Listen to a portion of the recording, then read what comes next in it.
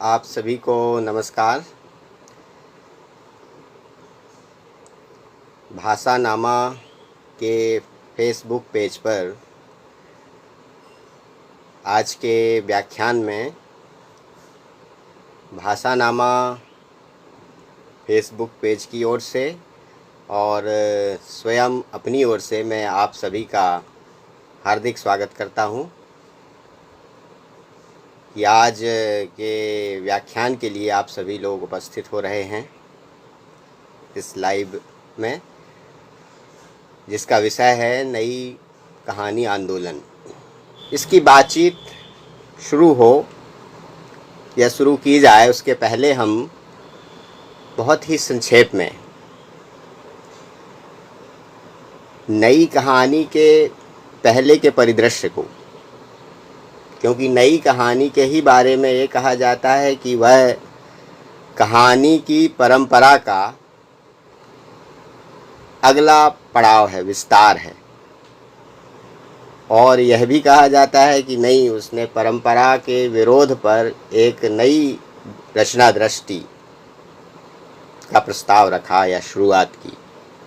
और उसको एक आंदोलन के नाम से जाना गया। इन संदर्भों की चर्चा हम करेंगे, लेकिन पहले ये विचार करना ज़रूरी है कि जिसे नई कहानी कहा गया और एक ख़ास दौर है जो आंदोलन के नाम से जाना जाता है, उसके पहले यानी कहानी के आरंभिक दौर में और प्रेमचंद, गुलेरी और प्रसाद की एक तरह से जो त्रयी है उधर, या उस दौर में जो उन्होंने कहानियाँ लिखी, सीधे अगर संकेत में बात की जाए तो आरंभिक दौर में और उसके बाद शिवपूजन सहाय की कहानी को ध्यान दीजिए। कहानी का प्लाट, उसका शीर्षक भी है, और उस कहानी में जो कि प्रेमचंद के युग के आसपास ही उसी समय लिखी जा रही है, और आधुनिकता का एक आधुनिक दृष्टि का स्त्री के लिए दृष्टिकोण क्या है, और कहानी के फॉर्म में भी जो एक प्रस्ताव है, एक कहानी के प्लाट का जो एक छद्म रचकर कहानीकार ने एक बात कहने की कोशिश की है। और आगे जाकर उसने कहा था, लिखी गई, प्रेमचंद ने कफन या पूस की रात जैसी कहानियाँ लिखी, और प्रसाद की भी कुछ कहानियों को इसमें जोड़ लीजिए। ये संदर्भ हम इसलिए ले रहे हैं, और फिर बाद में यशपाल, अज्ञेय, जैनेन्द्र का जो दौर है, कहानी जिसे प्रेमचंद के बाद का दौर कहा जाता है, तब नई कहानी का समय आता है। क्या उन कहानियों के कोई इंटरकनेक्शन, अंतर संबंध भी नई कहानी के दौर से जुड़ते हैं या नहीं, या वे कहानियाँ एक पृष्ठभूमि जैसी बनाती हैं? क्यों, जब हम नई कहानी के दौर में उन परिवर्तनों को देखते हैं, कहानी के पूरे रचना विधान में जिस तरह से परिवर्तन का प्रस्ताव नई कहानी के दौर में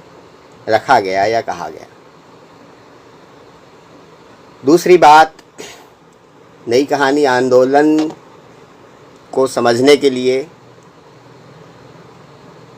उसकी बहुत सी बातों के साथ जो संबंध बनते हैं वो उस अपने समय के हैं। यानी जिस दौर को नए कहानीकारों ने एक तरह से खारिज किया, प्रेमचंदोत्तर दौर को, और नई कहानी आंदोलन के लिए एक संघर्ष किया,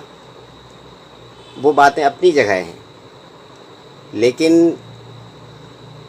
जो इंटरकनेक्शन की, अंतर संबंध की हम बात कर रहे थे, तो एक तरह से नई कहानी की एक पृष्ठभूमि प्रेमचंद उत्तर दौर में निर्मित हो चुकी थी, और उसके संकेत हमें यशपाल, जैनेन्द्र, अज्ञेय इत्यादि की कहानियों में मिलते हैं। उनके सबके संदर्भ देने की ज़रूरत नहीं, लेकिन जिन सघन वैचारिक आग्रहों का और निजता के जो मनोद्वंद हैं और सामाजिक प्रश्नों की जो रचना में, कहानी में व्याप्ति और प्रतिबद्धताओं की चिंता की जो रचनात्मक भूमि तलाशने की कोशिश यदि प्रेमचंद उत्तर युग में शुरू हुई थी, उसे एक तरह से मुकम्मल राह या रास्ता नई कहानी में आकर मिला।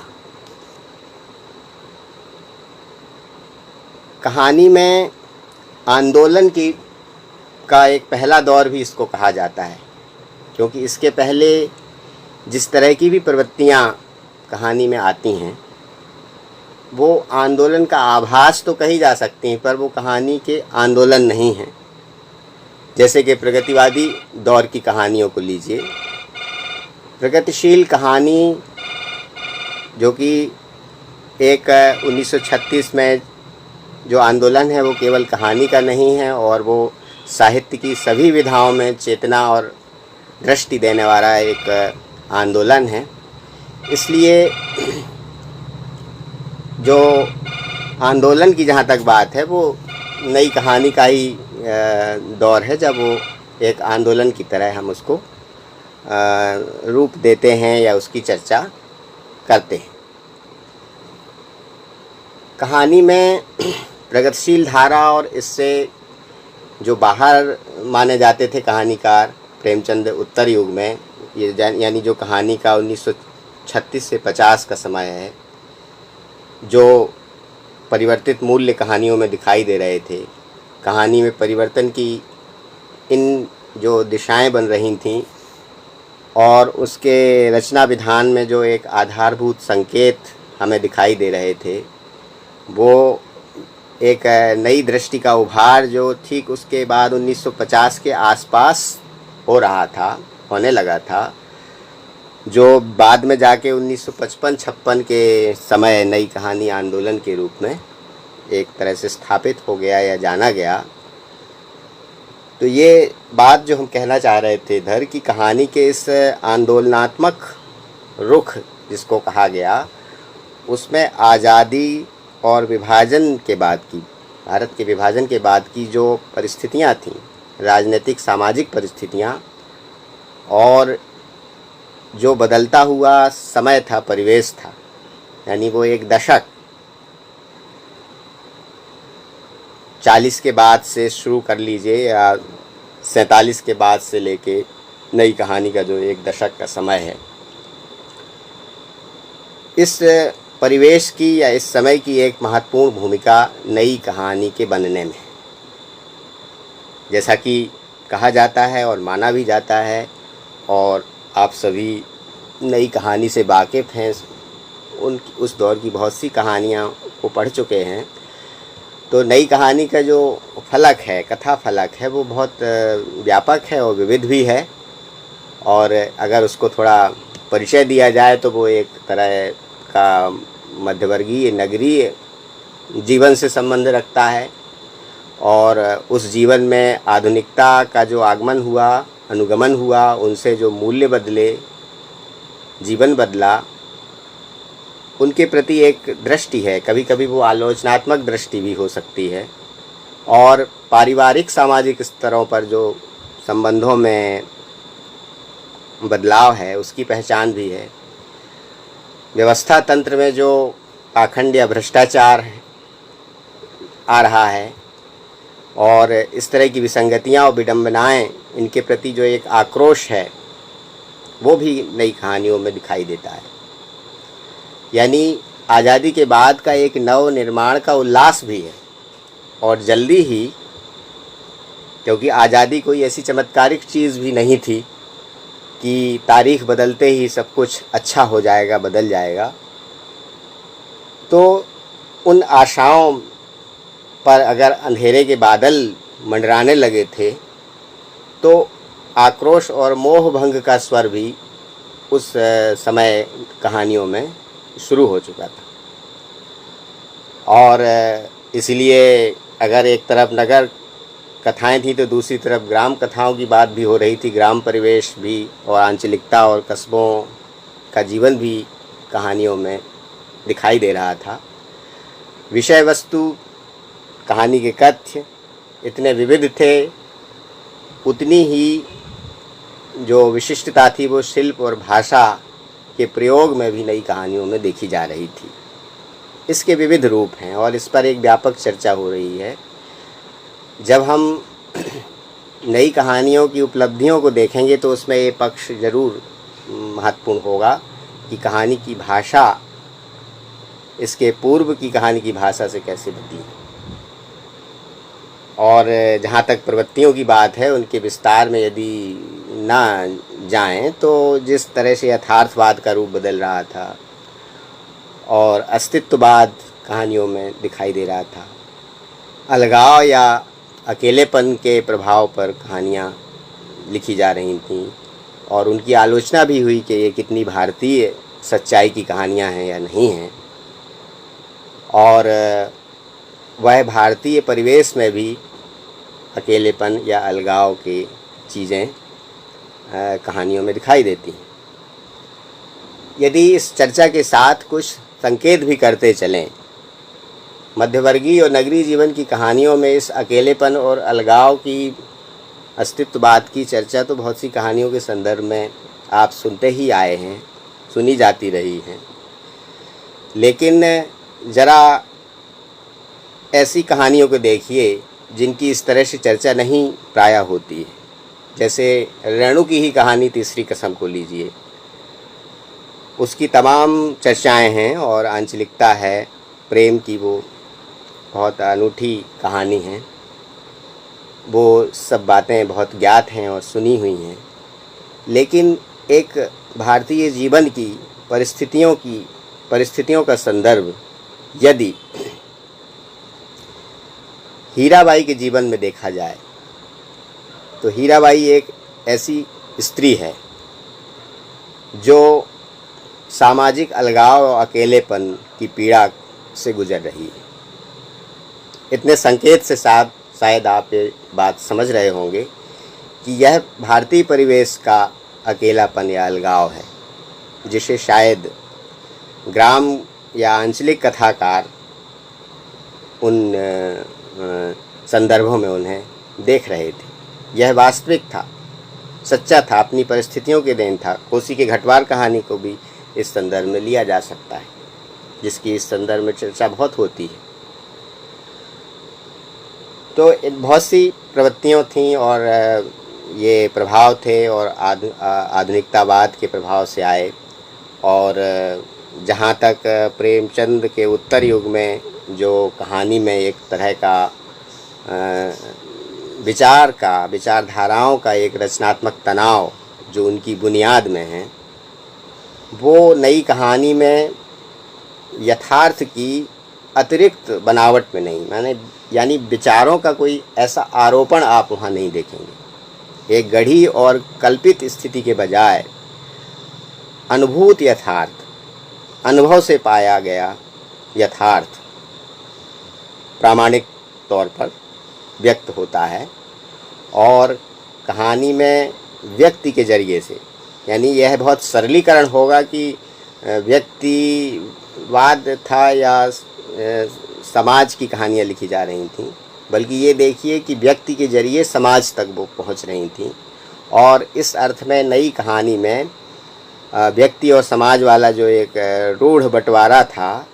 उसका निषेध हुआ और वो एक हो गए, एक में एक हो गए। कहा जा सकता है कि प्रेमचंद युग के जो उत्तरार्ध में, और जैसा हमने पहले कुछ कहानियों का नाम लिया, फूस की रात, ठाकुर का कुआं, कफन जैसी कहानियों में आधुनिक कहानी के बदलाव के जो बिंदु परिलक्षित हुए थे, वे नई कहानी में आकर पूरे हुए। अब जिन परिस्थितियों की बात हम कर रहे थे, आज़ादी का जो सूरज था वो देश विभाजन का ग्रहण लगा हुआ हमको मिला, और सन 40 से 50 के एक दशक में बहुत से परिवर्तन हुए। 47 में आज़ादी और विभाजन के बाद जो सांप्रदायिक दंगों से सारे जीवन में जो सामाजिक मूल्य थे वो टूट रहे थे, ध्वस्त हो रहे थे। और आज़ादी के बाद की जो राजनीतिक, आर्थिक, सामाजिक और सांस्कृतिक परिस्थितियां बहुत बदल रही थीं, और जिसको शब्द दिया जाता है कि नई कहानी का जो परिवेश है वो स्वातंत्र्योत्तर यथार्थ है, एक इतिहास का नया दौर है। और दरअसल इसी परिवेश के भीतर मनुष्य का जो बाह्य वातावरण है, उसकी मानसिक स्थितियाँ कैसी हैं, उसके मन पर होने वाली बाहरी स्थितियों की प्रतिक्रियाएं किस तरह से आ रही हैं। नई कहानी में जो परिवेश की भूमिका की बात की जाती है वो इसी संदर्भ में समझना चाहिए। वहाँ परिवेश की प्रामाणिक अभिव्यक्ति और उसके प्रति एक ईमानदार जो जागरूकता है वो महत्वपूर्ण है।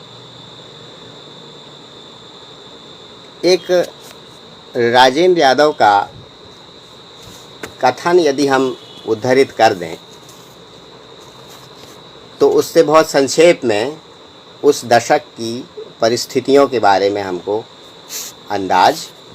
मिल सकता है या उसको आप समझ सकते हैं। उन्होंने लिखा है, संभवतः कहानी स्वरूप और संवेदना पुस्तक से है, कि सन 40 से 50 का युग भीषण राजनीतिक उथल पुथल का दौर से भरा हुआ है। यही युद्ध के प्रारंभिक दिन और समाप्ति है। महंगाई, मुद्रास्फीति और चोर बाजारी से बाकायदा हमारा परिचय होता है। 42 की क्रांति और बंगाल का अकाल है। नाविक विद्रोह और आज़ाद हिंद फौजों की हलचलें हैं। स्वतंत्रता प्राप्ति और सदी की सबसे भयानक दुर्घटना अर्थात देश का विभाजन है। लाखों लोगों का इधर उधर स्थानांतरण है। हर शहर में शरणार्थियों के दल, हत्या, लूटपाट, आग, बलात्कार की द्रावक घटनाएं हैं। जीवित रहने के संघर्ष, स्वार्थों की टकराहट, छूटे हुए का घाव और अपने ही देशवासियों की दुर्दशाओं और क्षुद्रताओं के प्रमाण राजनीति से लेकर जीवन की छोटी छोटी घटनाओं तक में दिखते हैं। ये कोड हमने इसलिए ज़रूरी समझा कर देना कि इन बदली हुई परिस्थितियों में प्रेमचंद उत्तर युग की कहानी के कहानीकार की जो एक प्रखर रचनात्मक बोध बदल रहा है नई कहानी में, या उस समय का जो एक वैचारिक रचनात्मक बोध है वो पर्याप्त नहीं है। और एक नए समय बोध को आत्मसात करने में वो पीढ़ी या प्रेमचंद उत्तर युग की कहानी असमर्थ लगती है। और हालांकि यह बहुत सरलीकरण हो जाएगा, ये कोशिश हो रही थी कि यशपाल, अमृत राय या रांगे राघव कुछ इस तरह के प्रयत्न कर रहे थे कहानी में, पर एक नई पीढ़ी उस समय आई थी। साहित्य में परिवर्तन का आगाज, शुरुआत हमेशा एक नई रचनाशीलता से होता है और एक तरह से वो नई एक ऐसा नाम है, प्रत्यय है कि वो कभी भी दिया जाता है। और जब हम आज नई कहानी आंदोलन के इतने वर्षों बाद बात कर रहे हैं तब भी उसी नाम से पुकार रहे हैं, लेकिन वो आज की कहानियों के लिए भी कहा जा सकता है नई। तो एक तरह से जो नई पीढ़ी आ रही थी उस दौर में, और उस पीढ़ी के नाम यानी नई कहानी के कहानीकारों से आप परिचित हैं। कुछ नाम आपको बता दिए अगर जाएं तो एक और निर्मल वर्मा, राजेंद्र यादव, मोहन राकेश, कमलेश्वर, उषा प्रियंवदा और मन्नू भंडारी, कृष्णबल्देव वैद्य। कवि कहानीकारों में धर्मवीर भारती, रघुवीर सहाय, मुक्तिबोध जैसे कहानीकार हैं। और दूसरी ओर फणीश्वर नाथ रेणु, शिव प्रसाद सिंह, शेखर जोशी, हरिशंकर परसाई, भीष्म साहनी, मार्कंडे आदि जैसे कहानीकार सक्रिय हैं। इन नामों को ही सुनकर पता चलता है कि इन सभी ने मिलकर कहानी की ही नहीं दूसरी विधाओं में भी, उपन्यास में ख़ास तौर से इनमें से बहुत से लेखकों ने अपना जो एक रचनात्मक योगदान दिया है वो अनेक रूपों में उल्लेखनीय है। आज की चर्चा का संदर्भ कहानी से ही है, इसलिए उधर जाने की फ़िलहाल ज़रूरत नहीं है। और जो स्वातंत्र्योत्तर काल में उभरी यह जो पीढ़ी थी पूरे कहानीकारों की, जिनके हमने कुछ नाम लिए, कहानी के कथ्य, शिल्प और भाषा तीनों स्तरों पर इनकी लिखी जो कहानियाँ थीं वो पहले से अलग थीं और इसे ही नई कहानी के रूप में पहचाना गया। और 1950 के आसपास कहानी के नएपन को रेखांकित करने वाली कहानियाँ प्रकाशित होने लगी थीं। पर इसकी चर्चा की शुरुआत 1955 में भैरव प्रसाद गुप्त के संपादन में कहानी पत्रिका का पुनर्प्रकाशन शुरू हुआ और उसके दो विशेषांक निकले, जिसे आप नई कहानी के महत्वपूर्ण दस्तावेज के रूप में मान सकते हैं। और वहाँ से इसकी विशेष चर्चा शुरू होती है। और जाहिर है साहित्यिक आंदोलनों को जो एक प्लेटफार्म या मंच मिलता है वो किसी पत्रिका के द्वारा ही मिलता है। और नई कहानी में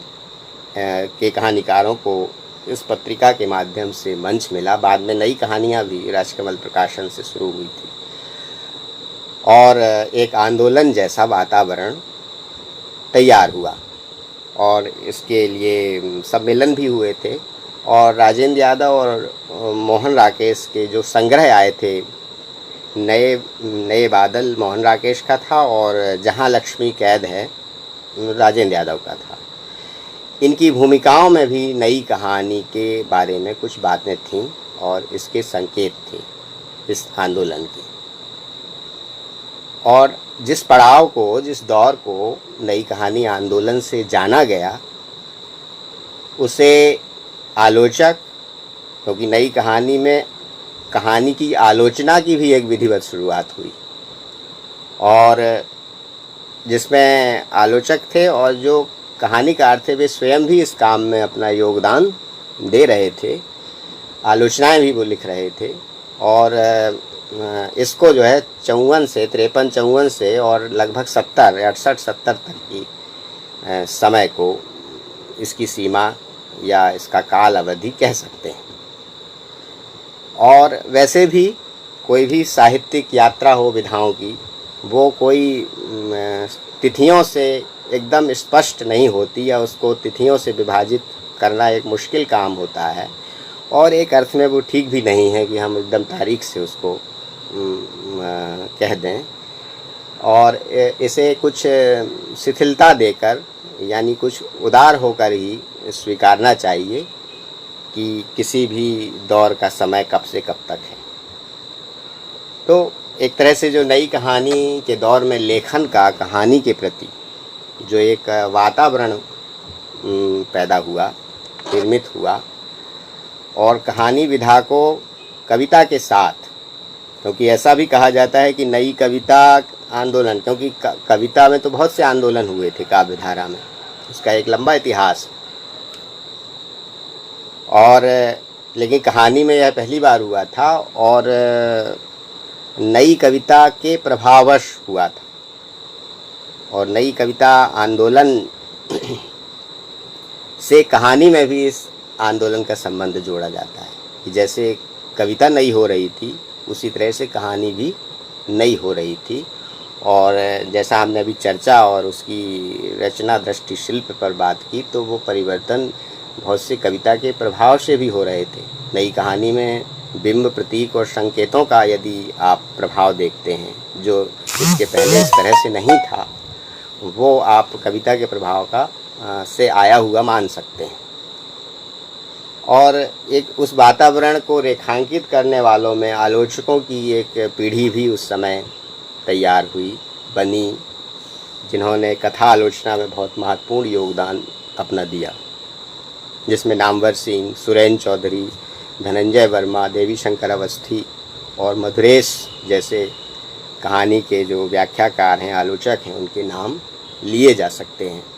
और स्वयं कहानीकार भी इस काम को कर रहे थे। राजेंद्र यादव ने भी इस तरह का लेखन किया है और मोहन राकेश ने भी, कमलेश्वर ने भी। इन तीन कहानीकारों का तो बहुत जाना ही जाता है, पर छिटपुट और भी कहानीकारों ने लिखा है, शिव प्रसाद सिंह ने, हरिशंकर परसाई ने, बहुत से कहानीकारों ने कहीं ना कहीं इस बारे में कोई ना कोई बात की है। तो नई कहानी ने कथालोचना जिस तरह से हुई, चर्चा जिस तरह से हुई, तो उनके परस्पर अंतर्विरोध भी थे, उनकी आंतरिक राजनीति भी थी, क्या वो जन्मी उस दौर में, और उसी का परिणाम था कि नगर कथा और ग्राम कथा का परस्पर एक प्रतिद्वंद चलता रहा, बना रहा, और नई कहानी पर बहुत से आरोप प्रत्यारोप भी लगते रहे, लगाए जाते रहे, और उसको रोमांटिक रुझानों की पर काफ़ी आलोचनाएं हुई। और दूसरी ओर जो सादगी से, या एक तरह से कहिए कि प्रेमचंद की परंपरा को एक नया विस्तार देने वाले जो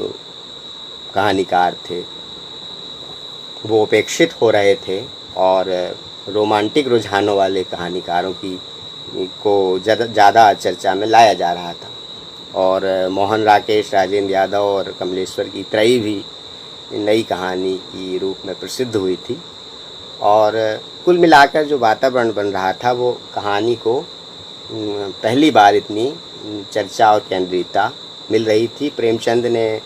के प्रयास अभूतपूर्व है, महत्वपूर्ण हैं, उन्होंने बहुत महत्वपूर्ण कार्य कहानी के लिए किया था, लेकिन फिर भी इतनी केंद्रीयता प्रेमचंद के समय भी कहानी को प्राप्त नहीं हुई थी जितनी इस दौर में मिली। और जो इसके कुछ आलोचना के पद हैं, जैसे परिवेश की प्रतिबद्धता, भोगा हुआ यथार्थ, अनुभूति की प्रामाणिकता, ये कुछ शब्द निश्चित हुए आलोचना में, चर्चा में। कहानीकारों ने इन शब्दों के माध्यम से अपनी कहानी के पक्ष में बात की। ऐसे बिंदुओं पर, ऐसी चर्चाओं से नई कहानी पुरानी से अलग की गई, अलगाई गई, और नई कहानी के प्रतिमानों को लेकर और कथाकारों के और कथा आलोचकों के जो परस्पर अंतर्विरोध भी कुछ ना कुछ रहे हैं, लेकिन इसके चलते भी कहानी में जो एक नयापन था, नया रूप था, वो सुविधा के लिए उसे परंपरा का एक विकसित रूप कह सकते हैं, लेकिन वह इतना सरल नहीं था कि परंपरा का विकसित रूप कहा जाए। उसमें नएपन के जो चीज़ें आ रही थीं, उनको बहुत सी कहानियों के उदाहरण के साथ हम लंबी बात कर सकते हैं, पर विस्तार होगा। पर जाहिर है कि उन्हें हम बहुत सी, चाहे वो परिंदे को लीजिए, तीसरी कसम को, या कोसी के घटवार जैसी कहानियों को, अनेक और कहानियों के उदाहरण लिए जा सकते हैं कि वो कैसे नएपन की चीज़ें आ रही थी, बिंब प्रतीक कैसे बन रहे थे, और कहानी की भाषा कैसे बदल रही थी। कहानी की जो संरचना आदर्शवादी थी, आरंभ, मध्य और अंत के एक अनुशासन में बंधी हुई संरचना थी कहानी की, वो टूट रही थी, बदल रही थी। कहानी एक निष्कर्ष या आदर्श पर जाके समाप्त नहीं होती थी, वो एक खुला अंत देती थी। ऐसी बहुत सी रचनात्मक बातें उसके संदर्भ में की जा सकती हैं। उसके हमने कुछ ही आपके सामने संकेत किए हैं। कुल मिलाकर उनकी कहानियों में जो कथ्य शिल्प और भाषा की दृष्टि से कई उपलब्धियां हैं। अब एक चर्चा, हमने कुछ कहानियों के उदाहरण लेते हुए इस नएपन के लिए जानबूझ के केवल नाम लेके छोड़ दिए हैं, क्योंकि एक ही कहानी की अगर हम चर्चा छेड़ेंगे तो बात हमारी और विस्तृत होगी। हम चाहते हैं कि सीमित समय में ही ये बात पूरी कर ली जाए जो निर्धारित है। अब एक प्रसंग जो अक्सर नई कहानी से जोड़ा जाता है और उसको हटाकर या उसको विस्मृत करके भी नई कहानी की कोई चर्चा जैसे अधूरी रह जाती है, वो है निर्मल वर्मा की कहानी परिंदे को लेकर जो नामवर सिंह ने बात की थी, या एक आलोचना की पूरी आधारशिला नई कहानी में। कहानी नई कहानी पुस्तक के निबंधों के द्वारा जो रखी थी, वो उस समय सिलसिलेवार पत्रिकाओं में प्रकाशित हुए थे, तो आप लोग जानते ही हैं, और उससे एक चर्चा का वातावरण बना था। और कविता के आलोचक जो आचार्य नामवर जी थे, और उन कहानी के लेखों से पता चलता है कि उन्होंने बहुत बहुमुखी अध्ययनशीलता थी और एक मौलिक अवधारणाओं का उन्होंने आरंभ किया। कुछ असहमतियाँ उससे जन्मी उस लेखन से, पर उस समीक्षा श्रृंखला का जो पुस्तक के रूप में बाद में आ गई, कहानी नई कहानी, उसका एक ऐतिहासिक महत्व अपनी जगह है। तो कुल एक और ऐसे प्रयास हो रहे थे और कहानी के संपादक भैरव प्रसाद गुप्त, कहानीकार मोहन राकेश, राजेंद्र यादव और कमलेश्वर, उसके और इन आलोचकों को, आलोचक नीलांबर सिंह को आप ले लीजिए, इनके सबके प्रयासों से, सबके उपक्रमों से नई कहानी एक आंदोलन के रूप में स्वीकार हुई, प्रतिष्ठित हुई। और अब ये जैसा हमने उसकी इंटरनल आंतरिक राजनीति या अंतर्विरोधों की तरफ संकेत किया था, उसमें बहुत से नाम सेलेक्ट हुए, चर्चा हुई जिन पे ज़्यादा, और बहुत से उस समय छूट गए। अब आज जब बात होती है नई कहानी की तो वो बात अब नहीं रह जाती, क्योंकि अब हम नई कहानी को एक समग्र रूप में, यानी नगर कथा, ग्राम कथा दोनों की ओर से आए कहानीकारों का एक जो समग्र मूल्यांकन करते हैं, तब हमें नई कहानी का एक पूरा फ्रेम समझ में आता है। लेकिन उस समय जो चर्चा थी वो मध्यवर्गीय या नगरीय कथाकारों की, नगर कथा की चर्चा ज़्यादा हो रही थी। और अमरकांत या हरिशंकर परसाई, भीष्म साहिनी जैसे, शेखर जोशी जैसे रचनाकारों को थोड़ी बाद में स्थान मिला और उनके महत्व को समझा गया। और इसका जो पूरा एक प्रस्थान है चर्चा का एकदम से, हालांकि वो कहानीकार राजेंद्र यादव, मोहन राकेश वगैरह भी इस प्रयास में थे, कर रहे थे, लेकिन निर्मल वर्मा की कहानी को और निर्मल वर्मा के परिंदे कहानी संग्रह को नई कहानी की पहली कृति घोषित करने के बाद एक तरह से कथा आलोचना में अब वो जो विवाद उठे वो चलते ही रहे और वो थमे नहीं। और निर्मल वर्मा की कहानी कला और कहानीकार के रूप में उनकी जो उपस्थिति है उसके को लेकर भी जो जिस तरह के विवाद बने रहे हैं, और एक तरह से आप देखते हैं जब आज इतने वर्षों बाद तो कालांतर में उनके विरोध और समर्थन के दो अलग अलग खेमे बने हुए हैं। और कथा आलोचक नामवर सिंह के हर मूल्यांकन में एक, जब भी उनके ऊपर बात की जाती है या उनके इंटरव्यू हैं लिए जाते हैं तो लिए गए हैं, तो उसमें एक प्रमुख अंतर्विरोध परिंदे संबंधी घोषणाओं और विचारों का ज़रूर रहा है। और इसके चलते भी एक कहानीकार के रूप में निर्मल वर्मा को भी बहुत ख्याति मिली, चर्चा मिली, और कथा आलोचक के रूप में नामवर सिंह भी खास चर्चा में रहे। यह बात अपनी जगह है, लेकिन कुछ खास परिवर्तन की तरफ जाकर जो उन्होंने यह बात कही थी, यानी नई कहानी के साथ कथा समीक्षा की जो कसौटी उन्होंने बनाई या बदली, और एक तरह की एक पद्धति प्रस्तावित की कहानी के लिए, और वो चीज़ें तो कहीं सबने पीछे छोड़ दी आलोचना की, और इन आरोपों विवादों में ही ज़्यादा उलझे रहे या उन्हीं चर्चाओं में को उनको विस्मृत किया जाता रहा। क्योंकि नई कविता के साथ नई कविता के समानांतर जो कहानी में नएपन को रेखांकित करने के मानदंड नामवर जी ने सहयोगी प्रयास के रूप में रेखांकित किए थे, और इसीलिए कुछ लोग नई कहानी नाम देने का श्रेय भी उनको देते हैं, जबकि वो खुद कहते हैं कि ये नाम उन्होंने खुद नहीं दिया था, ये तो प्रचलन में था। और उन्होंने ये बात कही थी कि अगर जो परिवर्तन जिस तरह से कविता में हुआ है, नई कविता आई है, तो क्या कहानी में ये परिवर्तन नहीं हो रहा है, या इसकी कोई तलाश अभी तक नहीं हुई है, या कहानी में भी नई कहानी नाम का आंदोलन भी अभी चला है या नहीं चला है। तो इस तरह की ध्वनि उनके कथन में मिलती है। और ख़ास तौर से वो कथन जो नई कहानी की पहली कृति परिंदे नामक लेख में उन्होंने लिखा है कि फ़कत 7 कहानियों का संग्रह परिंदे निर्मल वर्मा की ही पहली कृति नहीं, बल्कि जिसे हम नई कहानी कहना चाहते हैं उसकी भी पहली कृति है। तो ये जो पहले वाला कथन है जिसमें उन्होंने सवाल उठाया है कि नई कहानी नाम की कोई चीज़ है क्या, और हम पाते हैं कि नई कहानी नाम से कोई आंदोलन अभी तक नहीं चला है। और ये कथन जो परिंदे के बारे में उन्होंने लिखा है, इन दोनों ही कथनों का जो अंडरटोन है वो आंदोलन के एक तरह से प्रस्ताव की ओर है, लेकिन वह बहुत खुला हुआ नहीं है कि स्पष्ट रूप में कह रहा हो। एक जिज्ञासा है और यह माना भी जा रहा है कि नई कहानी पहले से आ रही थी, क्योंकि नई कहानी की 50 के बाद शुरू हो गई थी, 53, 54, 55 भी मान लें अगर आप। और नामवर जी का जो ये लेख है या समीक्षा है ये काफ़ी बाद में आई, और परिंदे संग्रह भी कुछ बाद में ही प्रकाशित हुआ था। परिंदे कहानी 1957 में लिखी गई थी।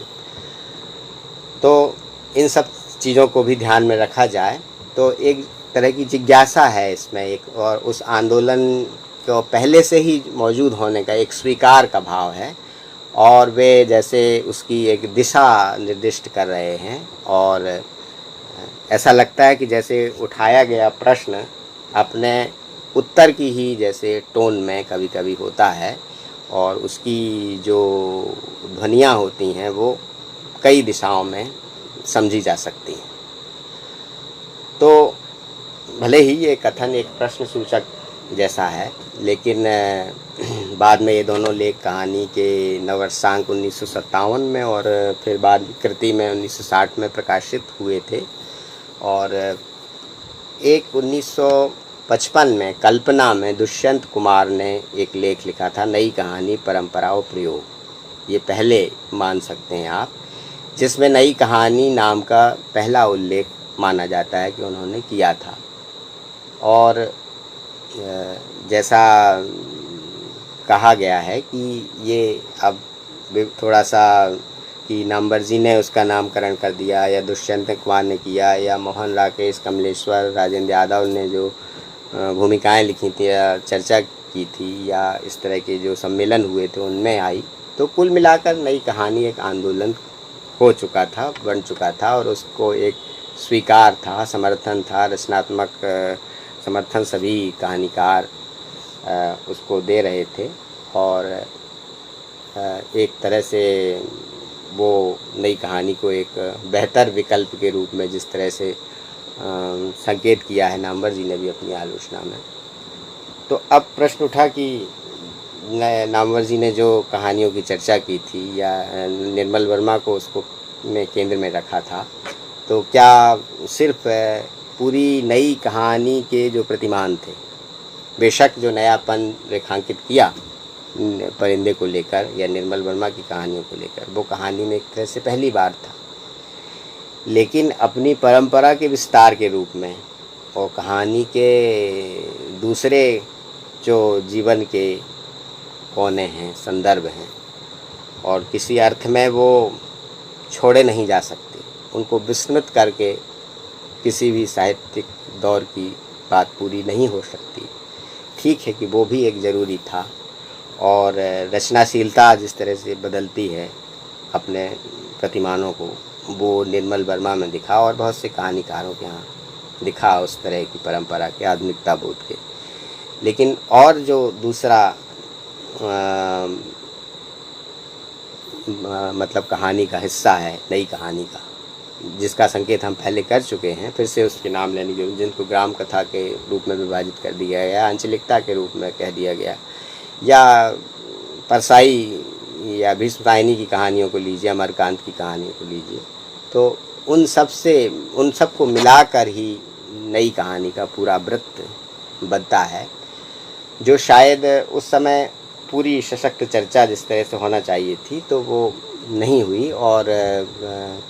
कहानीकार मतलब एक कहानीकार की मतलब एक पसंद केवल एक तरह के एक कहानीकार को लेकर ही पूरे कथा दौर के कथा मानक तय नहीं हो सकते हैं। और कहानी का मतलब इसकी जो इस पुस्तक के कहानी नई कहानी के पहले 4 निबंध हैं के अलावा उन्होंने जो कुछ और निबंध लिखे, उनकी स्थापनाएं की हैं और पद्धति बताई है नई कहानी की आलोचना के नएपन को समझने की दृष्टि, वो महत्वपूर्ण है। खैर, ये प्रसंग तो है ही, और एक तरह से ये अगर देखा जाए या कहा जाए कि नई कहानी के नाम को लेकर भी एक तरह का मतभेद जैसा बना रहा, या अब ये एक बहुत गहरे अनुसंधान का विषय हो सकता है कि नामकरण नामवर्जी नहीं किया था या दुष्यंत कुमार ने या मोहन राकेश कमलेश्वर या इन कहानीकारों के प्रयासों ने। तो नई कविता के प्रभाव से भी नई कहानी का संबंध जो जोड़ा है और वो चलन में आ गया, और ये चर्चाएं तो नई कहानी के साथ बनी ही रही हैं और ख़त्म नहीं हुई हैं, लेकिन नई कहानी की जो एक बहुमुखी चर्चा हो सकती थी वो थोड़ी सी इस तरह की चर्चाओं में सीमित हो गई, और बाद में पूरी नई कहानी का फलक स्पष्ट हुआ जिसे आज हम जानते हैं। और कई उपधाराएं जो नई कहानी की हैं, उनके परस्पर जो अंतर विरोध रहे हैं, उनके वाद विवाद भी चलते रहे हैं, नगर कथा के, ग्राम कथा के, आंचलिक कथा के, आधुनिकतावादी दृष्टियों के, चलन के, उसमें महानगरी बोध के, ये सब चीज़ें हैं।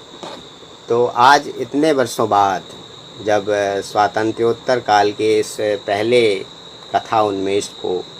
कहानी के इस दौर को, उनकी अलग अलग उपलब्धियों के तौर पर जब हम देखते हैं, पढ़ते हैं और उनकी तलाश करते हैं, तो एक साथ हमको नई कहानी की बहुत सी प्रतिनिधि कहानियों के नाम लेना चाहिए। अब अचानक शायद सारे नाम याद ना आएँ और भूल भी जाएं, लेकिन फ़िलहाल हम अगर उनको एक क्रम से याद करें तो उसमें मार्कंडेय की कहानियाँ आएंगी, गुलरा के बाबा जैसी, रेणु की कहानियाँ तो आएंगी ही, रसप्रिया, तीसरी कसम,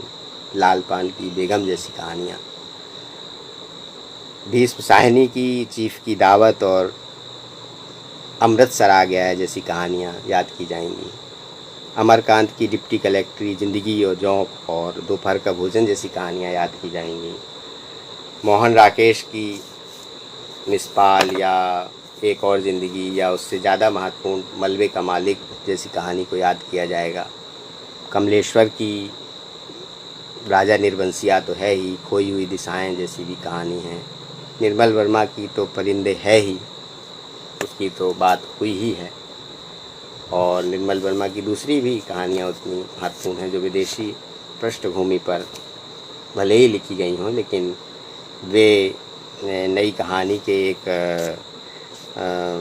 पक्ष को, प्रवृत्तियों को समझने के लिए महत्वपूर्ण है। राजेंद्र यादव की जहाँ लक्ष्मी कैद है, बिरादरी बाहर जैसी कहानी है, और कोसी का घटवार और बदबू शेखर जोशी की कहानी है, कर्मनाशा की हार या नन्हो शिव प्रसाद सिंह की कहानियाँ हैं, कृष्णा सोप्ती की कहानियों को, सिक्का बदल गया, बादलों के घेरे, मन्नू भंडारी की यही सच है, सजा जैसी कहानी है, उषा प्रियंबदा की वापसी है, और हरि शंकर परसाई की ख़ास तौर से जो इस कहानी के दौर में नाम लिया जाएगा वो भोला राम का जीव है। दूसरी ओर मुक्तिबोध को की पक्षी या दिमाग क्लाइड इथरली जैसी कहानी है, या धर्मवीर भारती की गुलकी बन्नू है, और शानी को भी याद किया जाना चाहिए जो उन्होंने एक नाव के यात्री या इस तरह की बहुत महत्वपूर्ण कहानियाँ लिखी हैं। कृष्ण बल्लभ वैद्य और राम कुमार को भी, इनकी कहानियों को भी इसमें शामिल किया जा सकता है। तो एक तरह से ये जो कुछ हमने नाम लिए, अब हर एक कहानी पर बहुत डिटेल विस्तार से बात करने की ज़रूरत नहीं है, ये कहानियाँ बहुत पढ़ी गई हैं, समझी गई हैं। एक दो को बहुत संक्षेप में थोड़ी सी चर्चा करके हम नई कहानी के कुछ बदलावों की ओर संकेत करना चाहते हैं, उनके उदाहरण को लेते हुए कि जो हमने चर्चा की है कि नई कहानी नई क्यों कहलाई थी, और पहले से वो परंपरा का सिर्फ विकसित रूप ही थी, सरलीकरण में न बांधकर उस बदलती हुई दृष्टि को देखना हो तो मसलन मन्नू भंडारी की यही सच है कहानी को ही लीजिए। तो स्त्री चेतना पर तो पहले भी कहानियाँ लिखी गई थी, जिसके केंद्र में स्त्री रही हो। यशपाल की बहुत सी कहानियाँ हैं, और उसमें अज्ञेय और जैनेंद्र की कहानियों को भी आप शामिल कर सकते हैं। और इसके पहले जाएं तो प्रेमचंद के यहाँ कहानियाँ मिलेंगी बहुत सी। कोई ये विषय नया नहीं था, लेकिन हर विषय अपने समय के साथ नया होता है, उस बदलती दृष्टि और विचार को लेकर नया होता है। और यही वजह है कि यही सच है में जो स्त्री आ रही है दीपा के रूप में, वो आज़ाद भारत के बनते हुए समाज की, शिक्षित होती हुई स्त्री की, और स्वावलंबी होती हुई स्त्री की, अपने पैरों पर खड़ी होती हुई स्त्री की एक तरह की पहली पीढ़ी है। और उस पहली पीढ़ी के द्वंद्व को यही सच है कहानी में मन्नू भंडारी उकेरती हैं या स्पष्ट करती हैं। उसके कथानक से आप परिचित हैं, बताने की ज़रूरत नहीं है कि ये संदर्भ किस रूप में है। अभिव्यक्ति का जो खुलापन है, स्त्री की मुक्ति का, स्वतंत्रता का और स्वावलंबन का, उसकी जो इच्छा और आकांक्षा है, उसको वो खुलकर व्यक्त करती है। ये बदलाव है जो नई कहानी में हो रहा था। और अब अलग अलग संदर्भ लिए जाएं तो बहुत सी कहानियों के उदाहरण सामने आ जाएंगे। थोड़ी स्त्री ही के संदर्भ में यदि शिव प्रसाद सिंह की नन्हो कहानी को लीजिए, तो उसमें भी आप नन्हो को एक स्वाभिमानी स्त्री के रूप में देख सकते हैं, जो विवाह संस्था की रूढ़ियों से टकराते हुए, संघर्ष करते हुए जिस परिस्थिति तक पहुंचती है, वहाँ उसके विचारों से कहानीकार अवगत कराता है, उसके द्वंद्व को भी प्रकट करता है। इतने संकेत से शायद आप बात को समझ रहे होंगे।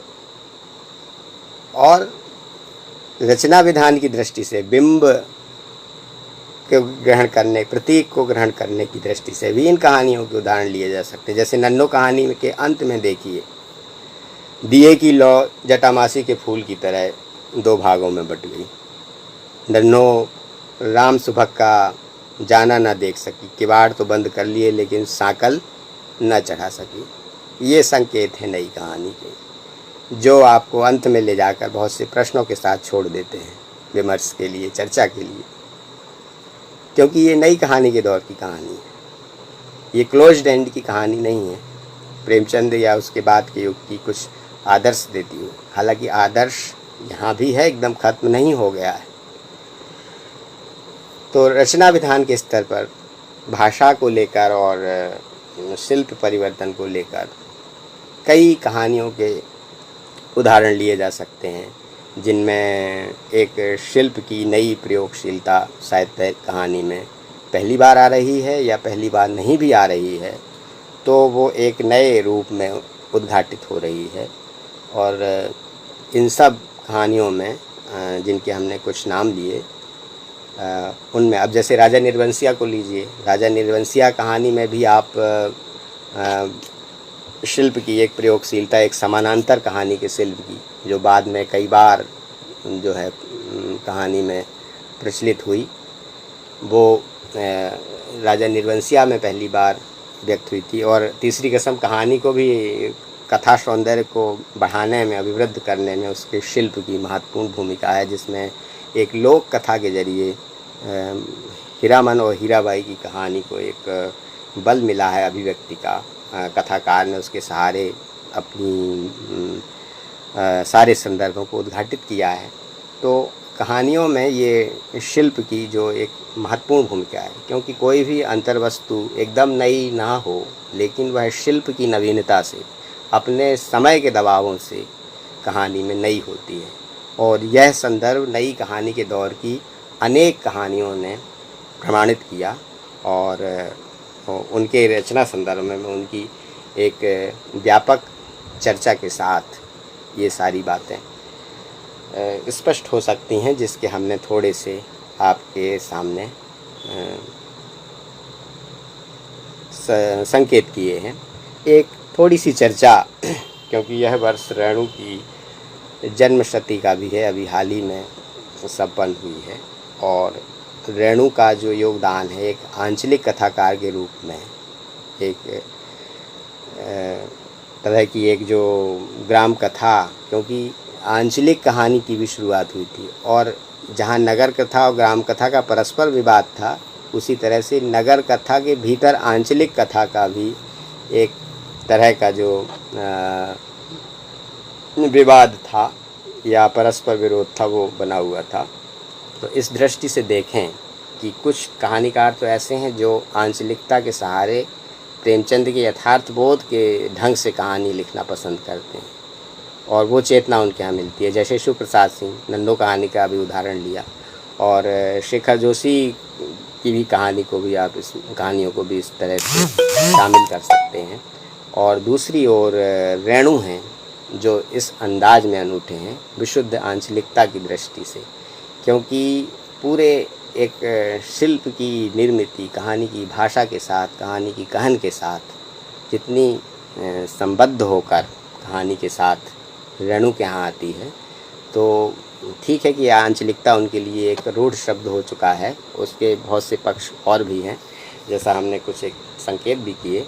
तो रेणु उस पूरे नई कहानी के केंद्र में, जबकि वो बहुत पहले कहानियाँ लिख रहे थे, जब नई कहानी की शुरुआत नहीं हुई थी, 47-48 के दौर से कहानियाँ लिख रहे थे, और वो आंचलिक संदर्भों के साथ जो नएपन की शुरुआत कहानी में हुई थी या हो रही थी, वो रेणु ने ही शायद उस तरह से शुरुआत की, और उन्होंने अनेक बहुत सी कहानियाँ लिख कर ये सारे जो ग्राम कथा और आंचलिक कथा के संबंध, यानी यथार्थ बोध कैसे अंतर गुम्फित है आंचलिक संवेदना के साथ, वो ग्राम कथा से उनकी कहानियों को थोड़ा सा शायद अलग आस्वाद देता है। और इस संबंध में आप उनकी प्रतिनिधि कहानी तीसरी कसम को और रसप्रिया को उस सामने रखकर ये बात उदाहरण के रूप में कर सकते हैं। अब एक नई कहानी के दौर में ही हमने मध्यवर्गीय नगरीय जीवन की कहानियों की कुछ बात की, ग्राम कथा आंचलिकता की भी कर ली, पर आप गौर करें कि परसाई को और भीष्म साहिनी को कहाँ रखेंगे? क्या भोला राम के जीव को आप नगरीय यथार्थ और ग्रामीण यथार्थ में सीमित कर सकते हैं, या उसकी इस तरह से चर्चा कर सकते हैं, या भीष्म साहिनी की चीफ की दावत को, या अमृतसर आ गया है जैसी कहानी को? तो ये इस तरह की जो कथाकार हैं, परसाई ने नई कहानी के शिल्प में या फैंटेसी के द्वारा और हमारे मिथकीय चरित्रों के द्वारा जिस तरह से अपने व्यवस्था तंत्र का, लोकतंत्र का विसंगतियों को उजागर किया है, वो कहानी में एक अनूठा प्रयोग है, अलग प्रयोग है, जिसे आप भोला राम के जीव कहानी के माध्यम से जानते हैं। और भीष्म साहिनी के प्रयासों को, उनमें कस्बा नगर ये बोध अपनी जगह ठीक है, आप उसके वातावरण या परिवेश को देखकर आप कह सकते हैं कि यह एक मध्य वर्ग है, एक शहर का मध्य वर्ग है, लेकिन उनकी संवेदना किसकी ओर है? कहानीकार श्यामनाथ के लिए कहानी नहीं लिख रहा है, वो उनकी आलोचना के प्रश्न है, और पक्ष है माँ का। और यह परंपरा जाके बूढ़ी काकी से प्रेमचंद में के ज़माने में पंच परमेश्वर में खाला जान से जुड़ जाती है, इंटरकनेक्शन की जो हमने बात की थी। पर वो नई कहानी के दौर में लिखी जा रही है, कैसे लिखी जा रही है वो अंदाज ही बिल्कुल अलग है, बदला हुआ है। शुरुआत देखिए, घर अंतर्विरोध को, समस्या को कैसे चिन्हित करता है कहानी, क्राइसिस जिसको बोलते हैं, कहानी की क्राइसिस। घर का सामान इधर उधर ठूंसा जा रहा था, किसी मेहमान को आना है तो करीने से जमाने के लिए घर का आलतू फालतू सामान इधर उधर ठूंसा जा रहा था रखा जा रहा था। अचानक श्यामनाथ की नज़र अपनी माँ पर पड़ी, और उनके सामने सवाल क्या उठा, माँ का क्या होगा? अब माँ जो है छिपाने की चीज़ हो गई हैं, और बाकी जो चीज़ों के साथ उनके नाम को लेकर जिस तरह से कहानी की क्राइसिस को कहानीकार ने रख दिया है, और पूरी कहानी के पार्ट से आप लोग वाकिफ़ हैं, बहुपठित सुनी गई है, ज़्यादा पढ़ी गई है, और एक तरह से जो अवसरवादिता है और जो महत्वाकांक्षा है, ये सब चीज़ें उस कहानी के साथ उद्घाटित होती हैं। और कहानीकार उसका अपने समय के मध्य वर्ग में, समाज में उस संवेदना को एक नई दृष्टि से देखने की कोशिश करता है। और मानवीय संबंध, पारिवारिक संबंध आधुनिकता आने से मशीनीकरण और उपभोक्तावाद की शुरुआत हुई थी नई कहानी के दौर में, ये भी अंदाज दीजिए, जिसका संकेत तीसरी कसम भी करती है। और वो सब गए ज़माने की चीज़ें हो गई हैं। आंचलिकता भी एक रोमांटिक नवोत्थान नाम दिया था, नामवर जी ने उस तरह से चर्चा की थी। तो वो रुकना भी नहीं था। एक नई सभ्यता, एक मशीनीकृत सभ्यता को हम रोक नहीं सकते थे, वो आना ही था और वो आई। और नई कहानियों से जो समाज, नई कहानी के दौर में जो समाज बदल रहा था उस नई सभ्यता के आने के बाद, वो मानवीय चेतना पर क्या परिवर्तन हो रहा था, असर हो रहा था, बदलाव कैसे हो रहे थे, संबंध कैसे बदल रहे थे, स्त्री कैसे बदल रही थी, पुरुष कैसे बदल रहा था, बेरोजगारी इत्यादि इत्यादि, ये सब चीज़ें। तो ये सब बातें हैं जो नई कहानी में अमरकांत जिस बेरोजगारी की उस पीड़ा को, यानी कहानी के इस प्लेटफॉर्म पर इस संवेदना से एक